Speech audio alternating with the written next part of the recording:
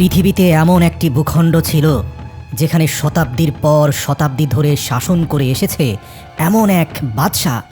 কোরআন বলছে সে শুধু দেশের রাজাই ছিল না, বরং নিজেকে জনগণের খোদা বলে দাবি করেছিল।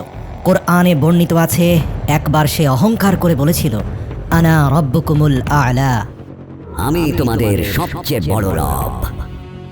এই অত্যাচারী শাসক তার নিজের সামনে জনগণকে সেজদা দিতে বাধ্য করত। আর তারপর এমন এক রাত এলো যে রাতের একটি স্বপ্ন সেই বাদশার ঘুম হারাম করে দিল। মজার ব্যাপার, সে যা স্বপ্নে দেখেছে তাই তার সাথে ঘটেছে। স্বপ্ন অনুযায়ী যখন তার মৃত্যু সামনে এসে দাঁড়ালো, সে চিৎকার করে বলেছিল, আমাকে ক্ষমা করে দাও হে আল্লাহ। কিন্তু আল্লাহ তার লাশকেও মাটির নিচে দাফন হতে দিলেন না, বরং কিয়ামত পর্যন্ত তাকে মানব জাতির জন্য নিদর্শন করে রেখে দিলেন। মিশর সেই যুগের সবচেয়ে শক্তিশালী দেশ। নীল নদের তীরে গড়ে ওঠা শহরগুলোতে ফসল এমনভাবে ফলত যেন সেখান থেকে সোনা ঝরে পড়ছে। তাদের বাজারগুলো ছিল খুবই সমৃদ্ধ, আর তাদের পাথর নির্মিত আকাশচুম্বী অট্টালিকা এবং প্রাসাদগুলো ছিল তাদের অহংকারের অন্যতম নিদর্শন। এই সমৃদ্ধি আর অহংকারের কেন্দ্রে দাঁড়িয়েছিল এক নাম, ফেরাউন। তার হুকুম শুধু আইনি ছিল না, মানুষ তার হুকুমের উপর ঈমান আনতে বাধ্য হতো। সে হুঙ্কার দিয়ে বলতো, আমি তোমাদের সবচেয়ে বড় রব। আর এই হুঙ্কারে মিশর নীরব হয়ে যেত। এই মিশরেই ছিল এক এমন জাতি যারা কখনো আর আলোর মুখ দেখেনি। তারা হলো বনি ইসরাইল। তাদের ঘর আলাদা, পোশাক আলাদা, জীবন আলাদা। তাদেরকে দাস বানিয়ে রাখা হতো। তাদের পুরুষরা সকাল থেকে সন্ধ্যা পর্যন্ত বড় বড় পাথর টেনে মিশরীয়দের আকাশচুম্বী অট্টালিকা আর প্রাসাদ বানাতো, আর রাতে ক্লান্ত হয়ে লুটিয়ে পড়ত। তাদের নারীদের বাঁচিয়ে রাখা হতো দাসত্বের ধারাবাহিকতা বজায় রাখার জন্য, যাতে এই নারীরা আরও বেশি দাস জন্ম দিয়ে ফেরাউনদের অট্টালিকা বানাতে পারে। ফেরাউন ইচ্ছাকৃতভাবেই এই জাতিকে দুর্বল করে রেখেছিল। আমার ছায়া পড়লে মাটি পবিত্র হয়, আমার পদধ্বনিতে পাথর কাঁপে। কারণ দুর্বল জাতি কখনোই তার সিংহাসন নাড়াতে পারবে না। কিন্তু বুদ্ধিমানের জন্য ইশারাই যথেষ্ট। তাফসীরে ইবনে কাসির অনুযায়ী এক রাতে ফেরাউন একটি স্বপ্ন দেখেছিল। সে দেখল বাইতুল মুকাদ্দাসের দিক থেকে একটি আগুন বেরিয়ে আসছে, যা মিশরের ঘর বাড়ি জ্বালিয়ে দিচ্ছে। কিন্তু বনি ইসরায়েলের ঘরগুলো ছিল অক্ষত। ফেরাউন আতঙ্কিত হয়ে জেগে উঠল। এই প্রথমবার সে নিজেকে দুর্বল মনে করল। সেই রাতেই জ্যোতিষী আর গায়েব জানা তন্ত্র মন্ত্র সাধকদেরকে ডেকে আনলো ফেরাউন তার দরবারে। স্বপ্ন শোনালো তাদেরকে। তারপর তারা তাদের কুফরি কালাম দিয়ে গবেষণা করে বলল, বনি ইসরায়েলের মধ্যে এক পুত্র শিশুর জন্ম হবে, যে আপনার রাজত্বের পতনের কারণ হবে। এই ভবিষ্যৎবাণী ফেরাউনের মাথায় বজ্রপাতের মতো এসে পড়ল। ফেরাউনের অহংকারী হৃদয়ে যখন ভয় ঢুকে পড়ল, তখন তার অন্তর থেকে বুদ্ধি বিদায় নিল। আর যখন বুদ্ধি বিদায় নেয়, তখন জুলুম জন্ম নেয়। ফেরাউন ভাবল, সমস্যা জন্মানোর আগেই শেষ করে দিতে হবে। যেহেতু বনি ইসরায়েলে আমার শত্রু জন্ম নিবে, তাহলে বনি ইসরায়েলের কোনো মানুষকে আর জীবিত রাখা যাবে না। তারপর ফেরাউন ঘোষণা করল পৃথিবীর ইতিহাসের সবচেয়ে নিকৃষ্ট আদেশ, যা পালন করা শুধু আইনি ছিল না, বরং অমান্যকারীর জন্য ছিল মৃত্যুদণ্ড। ফেরাউন ঘোষণা করল এক রক্তাক্ত আদেশ, এই বিপদটা জন্ম নেওয়ার আগেই শেষ করতে হবে।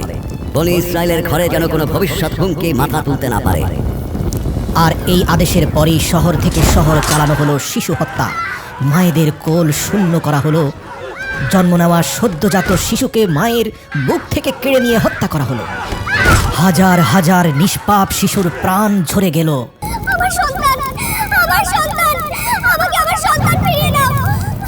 তোমার সন্তান আর ফিরে আসবে না, সে তার শেষ নিঃশ্বাস ত্যাগ করেছে।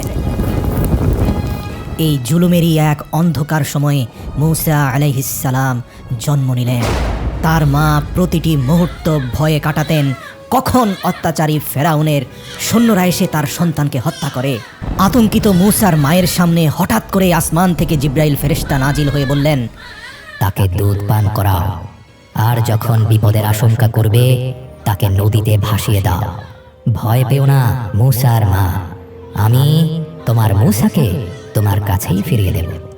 যদিও নিজ সন্তানকে আসমানি বাণী শুনে নদীতে ভাসিয়ে দেওয়া একজন মায়ের পক্ষে অত্যন্ত কঠিন এবং সাহসিকতার কাজ, কিন্তু মূসা আলাইহিসসালামের মা বুকে পাথর বেঁধে নীরবে তার সন্তানের জন্য একটা ভাসমান সিন্দুক তৈরি করলেন এবং আসমানি নির্দেশ অনুযায়ী নিজের বুকে পাথর বেঁধে সদ্যজাত শিশুকে নদীর বুকে ভাসিয়ে দিলেন। নদীর পানি ছলছলিয়ে চলে যাচ্ছিল, মূসার মায়ের বুক ছেড়ে যাচ্ছিল, আর মূসার ছোট্ট বোন নদীর পাড় বেয়ে দৌড়চ্ছিল, দেখতে চাইছিল তার ভাইকে বহনকারী ভাসমান সিন্দুক কোথায় গিয়ে পৌঁছে। অবশেষে আল্লাহর কুদরতে সেই সিন্দুক পৌঁছে গেল মূসাকে হত্যা করতে চাওয়া ফেরাউনের রাজপ্রাসাদের ঘাটে। ফেরাউনের স্ত্রী হজরত আসিয়া যখন সিন্দুকটি দেখতে পেলেন, তখন সেটি খুলতে বললেন। সিন্দুক খোলার পর মূসার মায়াবী চাহনি তার হৃদয়কে গলিয়ে দিল। হজরত আসিয়া সঙ্গে সঙ্গে বললেন, তাকে হত্যা করো না, সে আমার চক্ষুকে শীতল করেছে, আমি তাকে সন্তান হিসেবে গ্রহণ করব। অতঃপর তিনি শিশুটিকে সরাসরি ফেরাউনের কাছে নিয়ে গেলেন। ফেরাউন বুঝতে পেরেছিলেন এই শিশু বনি ইসরাইল থেকেই এসেছে, কেননা বনি ইসরাইলের প্রত্যেক শিশুকে হত্যা করার নির্দেশ তিনিই দিয়েছিলেন। অথচ মূসার দিকে তাকিয়ে কি ভেবে অহংকারী ফেরাউন বলে উঠল, এই একটি শিশু কি বা ক্ষতি করতে পারবে? আর তখন থেকেই শুরু হয়ে গেল ফেরাউনের পতনের খেলা।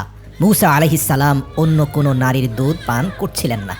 সদ্য প্রসূত এই শিশুকে বাঁচিয়ে রাখার জন্য মায়ের দুধ অপরিহার্য হয়ে উঠল। ঠিক তখনই মূসা আলাইহিসসালামের সেই বোন এগিয়ে এসে বলল, আমি এমন এক নারীর খোঁজ জানি যিনি এই শিশুর লালন পালন করতে পারবেন। আর এভাবেই মহান আল্লাহর তরফ থেকে আসা সেই ওয়াদা আল্লাহ পূর্ণ করলেন। যে মা তার সন্তানকে দরিয়ায় ভাসিয়ে দিয়েছিলেন, আল্লাহ তার কোলেই তার সন্তানকে ফিরিয়ে দিলেন, সঙ্গে প্রাসাদের সম্মান ও মর্যাদা প্রদান করলেন। সময় পেরোতে লাগলো, মূসা আলাইহিসসালাম যুবক হয়ে উঠলেন। আল্লাহ বললেন, আর যখন সে পূর্ণ শক্তি ও প্রজ্ঞায় পৌঁছে গেল, আমি তাকে হিকমত ও জ্ঞান দান করলাম। একদিন মূসা আলাইহিসসালাম শহরে প্রবেশ করলেন। সেখানে তিনি দেখলেন দুই ব্যক্তি ঝগড়া করছে। একজন তারই জ্ঞাতি ভাই মানে বনি ইসরাইল, আর অন্যজন হচ্ছে মিশরীয় পুলিশ মানে আইন শৃঙ্খলা রক্ষাকারী বাহিনীর লোক। বনি ইসরাইলের লোকটি চিৎকার করে বলল, আমাকে সাহায্য করো। সেই আওয়াজ সোজা গিয়ে আঘাত করল মূসা আলাইহিসসালামের হৃদয়। তিনি এগিয়ে গেলেন এবং বনি ইসরাইলের লোকটিকে পুলিশের হাত থেকে রক্ষা করতে পুলিশের মুখে একটি সজোরে ঘুষি মারলেন। সেই মিশরীয় পুলিশ মাটিতে পড়ে গেল, আর উঠল না। মূসা আলাইহিসসালাম বুঝে গেলেন তার ঘুষিটা প্রয়োজনের চেয়ে অতিরিক্ত জোরে পড়ায় সেই পুলিশ মৃত্যুবরণ করেছে। তিনি সঙ্গে সঙ্গে আল্লাহর কাছে ক্ষমা চাইলেন। কোরআনে আল্লাহ বলেন, আমি তাকে সাথে সাথে ক্ষমা করে দিলাম। কিন্তু মিশর তাকে ক্ষমা করল না। শহরে আগুনের মতো খবর ছড়িয়ে পড়ল। আগে থেকে সন্দেহের চোখে দেখা ফেরাউন এবার নিশ্চিত হয়ে গেল যে বনি ইসরাইলিকে রক্ষা করার জন্য আমার পুলিশ হত্যা নিঃসন্দেহে এই মূসাই সেই ব্যক্তি যার ব্যাপারে ভবিষ্যৎবাণী করা হয়েছে। সাথে সাথে ফেরাউন হুকুম জারি করল, মূসাকে শেষ করে দাও। ঠিক তখন প্রাসাদের কাছ থেকে এক ব্যক্তি দৌড়ে এসে বলল, হে মূসা, নেতারা তোমাকে শেষ করে দেওয়ার পরামর্শ দিয়েছেন, এখনই এখান থেকে চলে যাও। মূসা আলাইহিসসালাম পেছনে ফিরে তাকালেন না। সব মাল সামানা ফেলে রেখে মরুভূমির অজানা পথে হাঁটতে লাগলেন। শুধু একটা জিনিসই সঙ্গে ছিল, আল্লাহর উপর অটল বিশ্বাস। আল্লাহ বললেন, মূসা ভয় ও আশার মাঝখানে শহর ত্যাগ করলেন। সামনে ধুধু মরুভূমি, তীব্র গরম, ক্ষুধা, পিপাসা, আর মূসা আলাইহিসসালামের ঠোঁটে মাত্র একটি দোয়া, হে আমার রব, আমাকে জালিমদের হাত থেকে রক্ষা করো এবং তোমার হেফাজতের ছায়ায় আমাকে স্থান দাও। অবশেষে মূসা আলাইহিসসালাম মাদিয়ানে পৌঁছালেন। শহরের বাইরে একটি কূপ, সেখানে পুরুষরা তাদের পশুগুলোকে পানি পান করাচ্ছিল, আর একটু দূরে দুটি মেয়ে কিছু বকরি নিয়ে নীরবে দাঁড়িয়েছিল, সুযোগ খুঁজছিল। মূসা আলাইহিসসালাম তাদের সামনে গিয়ে জিজ্ঞেস করলেন, আপনারা কূপ থেকে পানি নিচ্ছেন না কেন? তারা বলল, পুরুষরা চলে না যাওয়া পর্যন্ত আমরা অপেক্ষা করি, আর আমাদের পিতা খুবই বৃদ্ধ। তারপর মূসা আলাইহিসসালাম কূপের কাছে এগিয়ে গেলেন এবং তাদের পশুগুলোকে পানি পান করিয়ে দিলেন। এরপর তিনি সেখান থেকে সরে এসে একটি গাছের ছায়ায় বসে বললেন, হে আমার রব, আমি তোমার সাহায্যের দিকে চেয়ে আছি। তুমি যাই আমাকে দান করো, আমি তার মুখাপেক্ষী। কিছুক্ষণ পর সাহায্যপ্রাপ্ত মেয়েদের একজন এসে মুসা আলাইসাল্লামকে বলল, আমাদের পিতা আপনাকে ডেকেছেন আপনার উপকারের জন্য কৃতজ্ঞতা জানাতে। সেই বৃদ্ধ ছিলেন শোয়াইব আলাইহিসসালাম। অধিকাংশ মুফাসসিরের মতে মুসা আলাইহিসসালাম শোয়াইব আলাইহিসসালামকে তার পুরো ঘটনা শোনালেন। শোয়াইব আলাইহিসসালাম বললেন, ভয় পেও না, এখন তুমি জালিমদের হাত থেকে নিরাপদ। শোয়াইব আলাইহিসসালামের বড় কন্যা বাবার কানে কানে বলল, আব্বা, একে কাজে রেখে দিন, তিনি চরিত্রবান ও শক্তিশালীও বটে। হযরত শোয়াইব আলাইহিসসালাম বললেন, আমি আমার কন্যার বিয়ে তোমার সঙ্গে দিতে চাই, কিন্তু শর্ত হলো তুমি 8 বছর আমাদের খিদমত করবে, আর যদি 10 বছর পূর্ণ করো সেটা তোমার ইচ্ছা এবং মেহেরবানি। মুসা আলাইহিসসালাম এই প্রস্তাব গ্রহণ করলেন। এই 10 বছর কোনো সাধারণ সময় ছিল না। এই সময় তার কাজ ছিল ভেড়া চড়ানো, নিঃসঙ্গতা, ধৈর্য আর আল্লাহর রহমতের প্রত্যাশা। মিশরের রাজপ্রাসাদের এক রাজপুত্র এখন এক সাধারণ রাখাল, আর আল্লাহ এভাবেই নবী তৈরি করেন। যখন সেই সময় পূর্ণ হলো, মুসা আলাইহিসসালাম তার স্ত্রীকে সঙ্গে নিয়ে মিশরের দিকে রওনা হলেন। রাতের শীতল মরুভূমিতে মুসা আলাইহিসসালাম ও তার স্ত্রী হাঁটছেন। হঠাৎ মুসা আলাইহিসসালাম দূরের পাহাড়ে একটি আলো দেখতে পেলেন। তিনি তার স্ত্রীকে বললেন, তুমি এখানেই থাকো, আমি আগুন নিয়ে আসছি, অথবা পথ সম্পর্কে কিছু জেনে আসি। কিন্তু সেই আলো আগুন ছিল না। যখন মুসা আলাইহিসসালাম কাছে গেলেন, একটি আওয়াজ ভেসে এলো, হে মুসা। মুসা আলাইহিসসালামের শরীর কেঁপে উঠল। অদৃশ্য শব্দটি আবার বলে উঠল, ভয় পেও না, আমি তোমার রব। তোমার জুতা খুলে ফেলো, তুমি পবিত্র তুয়া উপত্যকায় অবস্থান করছো। আমি তোমাকে নবী হিসাবে নির্বাচিত করেছি। অতঃপর অদৃশ্য থেকে মহান আল্লাহর বাণী এলো, ফেরাউনের কাছে যাও, সে সীমা লঙ্ঘন করে ফেলেছে। তোমার লাঠি একটি নিদর্শন, আমি এতে বিশেষ শক্তি দান করেছি।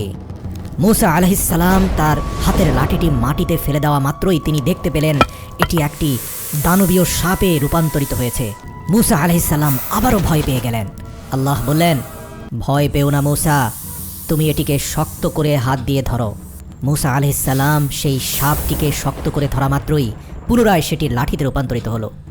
এছাড়াও মহান আল্লাহর হুকুমে মুসা আলাইহিসসালামের হাতে আলোকিত নূর জ্বলতে থাকলো। আল্লাহ বললেন, যাও, ফেরাউন অহংকারী হয়ে গিয়েছে, হয়তো সে ঈমান আনতে পারে। মুসা আলাইহিসসালাম বললেন, হে আমার রব, আমার জিহবায় জড়তা আছে, আমার ভাই হারুন আলাইহিসসালামকে আমার সাহায্যকারী করে দাও। আল্লাহ বললেন, তোমার দোয়া কবুল করা হয়েছে। এরপর মুসা আলাইহিসসালাম তার ভাই হারুন আলাইহিসসালামকে সঙ্গে নিয়ে ফেরাউনের প্রাসাদে গেলেন। ফেরাউন যখন অহংকার ভরা হাসি দিয়ে বলল, তোমাদের রব কে? মুসা আলাইহিসসালাম জবাব দিলেন, আমার রব তিনি, যিনি জীবন দেন এবং মৃত্যু দেন। ফেরাউন রেগে দাঁড়িয়ে বলল, তুমি কি আমাদের সাথে চালাকি করছো? মুসা, তোমার রবের প্রমাণ দাও। মিশরের সবচেয়ে বড় জাদুকরদের ডেকে আনা হলো। তারা দড়ি ছুঁড়ে দিল, আর মানুষের চোখে সেগুলো সাপ বলে মনে হতে লাগলো। মানুষের হৃদয় কেঁপে উঠল। কিন্তু মুসা আলাইহিসসালাম শুধু তার লাঠি তুললেন এবং মাটিতে রেখে দিলেন। সেই লাঠি একটি বাস্তব বিশাল সাপে পরিণত হলো, আর সেই সাপ জাদুকরদের বানানো সব ভুয়া সাপ গিলে ফেলল। জাদুকররা আতঙ্কিত কণ্ঠে বলল, এটা জাদু নয়, এটা আল্লাহর কুদরত। তারা সবাই সিজদায় লুটিয়ে পড়ল। ফেরাউনের অহংকার আরো কঠোর ও গভীর হয়ে উঠল। সে চিৎকার করে বলল, এসব মিথ্যা, আমি একমাত্র রব। অহংকারী ফেরাউন তার নিজের আনা জাদুকরদের হাত কেটে দিল শুধুমাত্র এই অপরাধে কেন তারা মুসার উপর ঈমান আনলো। পবিত্র কোরআনে আল্লাহ বলেন, সেই জাদুকরদের ঈমান এতই দৃঢ় ছিল যে তারা বলল, হে ফেরাউন, তোমার যা ইচ্ছা করো, কিন্তু আমরা মুসার খোদার উপর ঈমান এনেছি, কারণ আমরা স্পষ্ট আসমানি নিদর্শন দেখতে পেয়েছি। তারপর আল্লাহ ফেরাউন ও তার জাতির উপর আযাবের প্রথম নিদর্শন পাঠালেন। মিশরের জমিনে নেমে এলো এক ভয়ঙ্কর ঝড় ও বন্যা।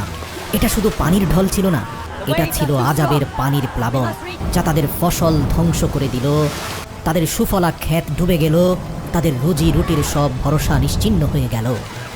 যখন ঝড় থেমে গেল আর মানুষ ভাবল হয়তো এবার কিছুটা স্বস্তি মিলবে, তখনই এলো আরেকটি আযাব, পঙ্গপালের আযাব। এক বিশাল পঙ্গপালের দল এসে জমিনের সবুজের শেষ চিহ্নটুকু খেয়ে ফেলল। এরপর পাঠানো হলো আরেক আযাব, উকুনের আযাব।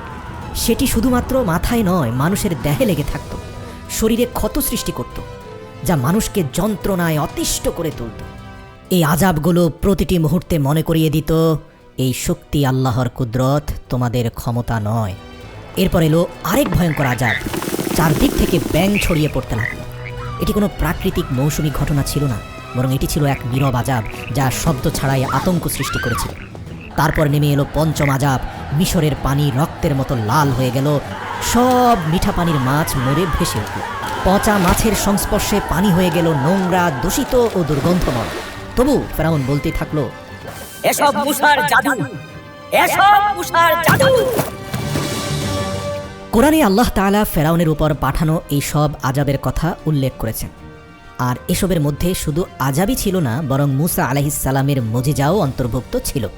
আযাবের পর আযাবে যখন ফেরাউনের জাতি বিপর্যস্ত, এরই মধ্যে হঠাৎ এক রাতে আল্লাহর তরফ থেকে নির্দেশ এলো। মুসা আলাইহিস সালামকে আল্লাহ বললেন, রাতের বেলায় নিজ জাতিকে নিয়ে মিশর ছেড়ে বেরিয়ে যাও। মুসা আলাইহিস সালামের জাতি নীরবে নিজেদের প্রয়োজনীয় মালামাল গুছিয়ে নিয়ে দাসত্বের শেকল ছেড়ে রওনা হলো। ফেরাউনকে মোকাবেলা করার মতো তাদের কাছে তেমন কোনো কিছুই ছিল না। ছিল না কোনো তলোয়ার, ছিল শুধু আল্লাহর সাহায্যের উপর অটল বিশ্বাস।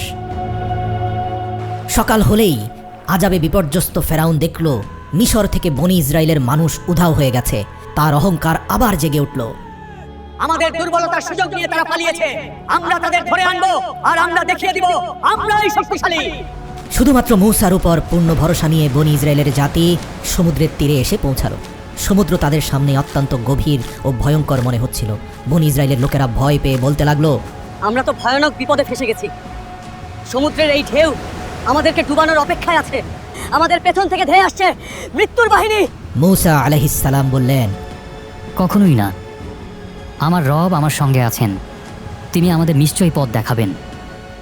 আল্লাহ মূসা আলাইহিস সালামকে আদেশ দিলেন, হে মূসা, তোমার লাঠি দিয়ে পানিতে আঘাত করো। মূসা আলাইহিস সালাম আল্লাহর আদেশ মেনে নিজের হাতের লাঠি দিয়ে সমুদ্রের পানিতে আঘাত করলেন। পানি দুই ভাগে বিভক্ত হয়ে দুই পাশে উঁচু প্রাচীরের মতো দাঁড়িয়ে গেল, আর মাঝখানে প্রস্তুত হয়ে গেল একটি শুকনো পথ। মানুষ চিৎকার করে উঠল। বনি ইসরায়েলের ঈমান আরও মজবুত হয়ে গেল, আর তারা সেই পথ ধরে চলতে শুরু করলো। মুসা এটা কিভাবে করলো? এটা আল্লাহর কুদরত, তিনি চাইলে সবই করতে পারেন। ইতিমধ্যে ফেরাউন ও তার সেনাবাহিনীও সমুদ্রের তীরে পৌঁছে যায়। ফেরাউন এসে সমুদ্রের মাঝখানে তৈরি হওয়া অলৌকিক রাস্তা দেখে বলল, এটাও মুসার জাদু, ভয় পেও না, এমন রাস্তা তো আমরাও তৈরি করতে পারি, আমাদেরকে কেউ থামাতে পারবে না। সে তার ঘোড়া আর সৈন্যদের নিয়ে পানির মাঝখানে তৈরি সেই বিশাল আকৃতির দেওয়ালের ভিতরে ঢুকে পড়ল। তার অহংকার এতটাই গভীর ছিল যে সত্য প্রমাণিত হওয়ার সব নিদর্শন দেখেও সে মানতে রাজি হলো না। যখন বনি ইসরায়েলের শেষ মানুষটি সমুদ্র পার হয়ে গেল, আল্লাহ হুকুম দিলেন, পানিকে আবার মিলিয়ে দাও, সমুদ্রের রাস্তা বন্ধ করে দাও। আর ঠিক তখনই পানি ঘরের ছাদের মতো ধসে পড়তে লাগলো। দানবীয় ঢেউ চারদিক থেকে ফেরাউন আর তার বাহিনীকে ঘিরে ফেললো। প্রতিটি ঘোড়া, প্রতিটি সৈন্য, সবাই সমুদ্রের অতল গহ্বরে ডুবে গেল। যখন ফেরাউনের ডুবে যাওয়ার শেষ মুহূর্ত এসে গেল, তখন ফেরাউনের চোখ খুলে গেল। সে তৎক্ষণাৎ বলে উঠল, আমি ঈমান আনলাম সেই রবের ওপর যার ওপর বনি ইসরায়েল ঈমান এনেছে। কিন্তু সেই সময় আর তার ঈমান কবুল করা হলো না। আল্লাহ বললেন, আজ আমি তোমার দেহকে রক্ষা করব, যাতে কিয়ামত পর্যন্ত মানব জাতির জন্য তা নিদর্শন হয়ে থাকে। হযরত আসিয়া, যিনি ছিলেন ফেরাউনের স্ত্রী, কোরআনে তার উল্লেখ রয়েছে, তিনি আল্লাহর হুকুমে ঈমান এনেছিলেন। নিজ ঘরের মধ্যেই ফেরাউনের অত্যাচারের ভিতরে ইবাদতের মাধ্যমে নিজেকে হেফাজতে রেখেছিলেন। আল্লাহ তার জন্য জান্নাত প্রস্তুত করেছেন। এই ঘটনা প্রমাণ করে দুনিয়ার সবচেয়ে বড় অহংকারীও শেষ পর্যন্ত মৃত্যুর কাছেই পরাজিত হয়। যদি এই ঘটনা আপনাদের হৃদয়ে এতটুকু দাগ টেনে থাকে এবং এর পার্ট 2ও দেখতে চান, তাহলে ভিডিওটিকে যত বেশি সম্ভব লাইক করুন, শেয়ার করুন এবং চ্যানেলটি সাবস্ক্রাইব করুন। আর কমেন্টে আল্লাহু আকবার লিখতে ভুলবেন না।